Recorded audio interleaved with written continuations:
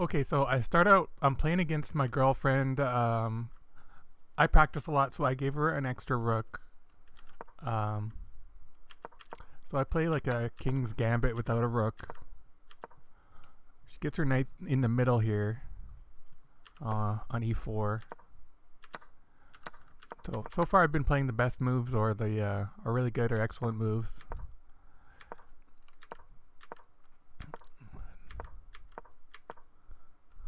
I have an 87% accuracy in this game, so pretty happy about that. I'm trying to provoke some sort of her to move her f pawn at some point, or create some sort of a weakness for me to target.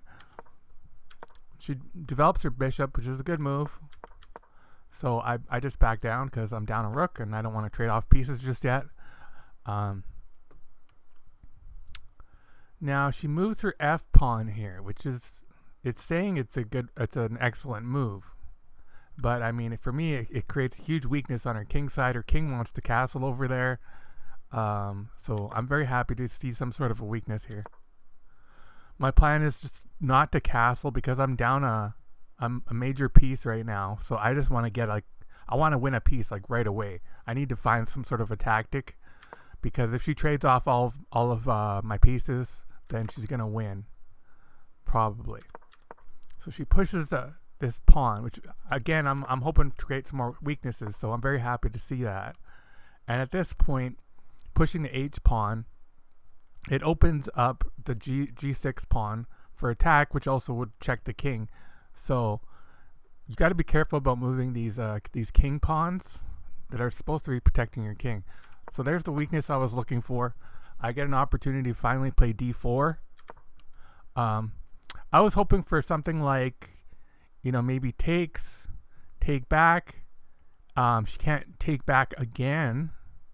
So then at this point, whatever move she makes, her knight is going to be vulnerable from my queen being attacking the knight. The knight's not defended. So I was hoping to attack this c6 knight. Or as a secondary option, I was going to take on g6. So c6 or g6, I was trying to target here with this move. It targets both, hopefully, in the future. Now pushing this pawn kind of creates like a closed position. It's really going to be very difficult to get into my my territory here. My e pawn on e5 is going to be very hard to target. You're going to have to sacrifice a piece to take that out, or attack the base of the pawn chain on b4. You're going to have to push b4 at some point to get in and destroy this pawn chain, because this pawn is not able to be attacked on e5 with another pawn.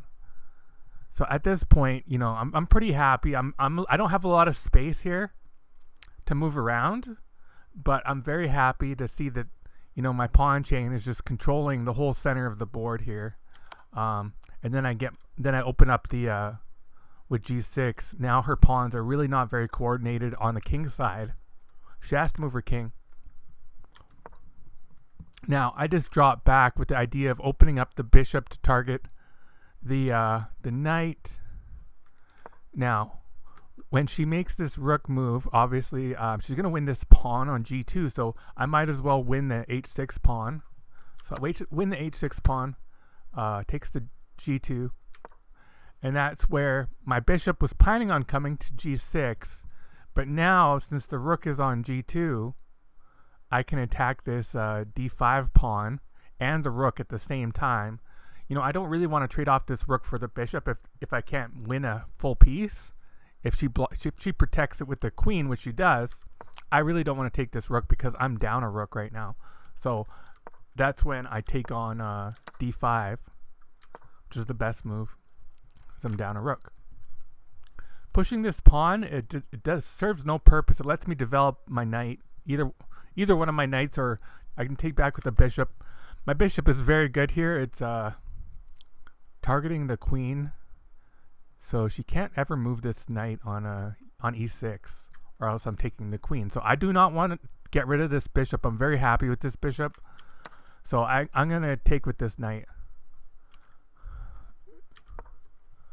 Now, moving the bishop back. I kind of was anticipating this, actually. I was already calculating it before she made this move, and I guess the best move is just to take the knight, but she takes back with the queen, and then what? You know, I lose my great knight. I don't see why I would want to do that. I want to find an opportunity here. Hopefully she'll make a mistake, and so I want to keep my queens on the board. I'm down a major piece, so comes back, attacking my queen. That's when I just moved down. Now at this point, she did have a good move here, just king to c7. She just moves her king to c7. Everything is protected. This the knight on e6 is protected by the bishop and by the queen, and it's only attacked twice. So I mean, it's perfectly safe here. And her next move, she can even move the knight out of the way wherever she feels like it, you know? So at this point, this is actually a blunder by me, because she has king to c7, which I didn't see. But I didn't think she wouldn't have seen that anyways, I don't think. Here, I have a tactic because this great bishop is targeting this knight. Now is my opportunity to take the knight with the bishop. You don't want to take with the queen, because if you take with the queen, she can take with her queen. King takes, and then bishop takes, and it's just trading even pieces. You're even there. So if you take with the bishop, she can't take anything. None of her pieces can take this bishop right away. So here, I'm wondering if I should have taken the bishop first. And if she no, I don't think that's where. I think this is the best move. Take the queen. Take and take. Attack the bishop, but I'm also getting my rook on a very good the g file, which is completely open. I would like to stay behind my my pawn to kind of promote my pawn, but I doubt that it's going to be promoted with her two bishops. I mean, I think she'd probably be able to stop my pawn, blockade it or something. So I'm on the g file. She moves back, and when she moves back, I see a tactic here. Because these pawns are so strong in the center, I have such strong center pawns here. The pawn chain is so strong. I can just push this the d pawn to d5, and either she's losing the knight or she's losing the bishop. Because when she moves out of the way, I get this check in. It actually sets I could have just gone to g7 also to pin. That way I don't lose my pawn, I guess. That's a good idea there. So I win that piece. And now I'm going to continue attacking. At this point, this is actually not a bad move somehow. It's saying it's a good move according to the scores. But after taking here, now I would just like to block off the king from ever getting near the 7th rank here. So first, my idea is I'm going to get rid of this knight, hopefully, and which was easier than I hoped. And now I can just blockade this king from ever coming in to the 7th rank here. Now the king is even more confined. It really cannot move very much. It only has 2 squares, and I'm trying to just do a quick checkmate. So I develop my other pieces, my knight. I'm going to check. Now at this point, I'm going to drop back with the idea of coming in to deliver the checkmate, because this king cannot move left or right, and it can't come forward because of the rook. The knight's covering both of the 8th rank on the C and the E file. So it can't move right now. I just need to deliver a check with my knight, and it's checkmate. So that's what happens. The knight comes over, attacks. I don't take it with the rook because I just want to I want to checkmate.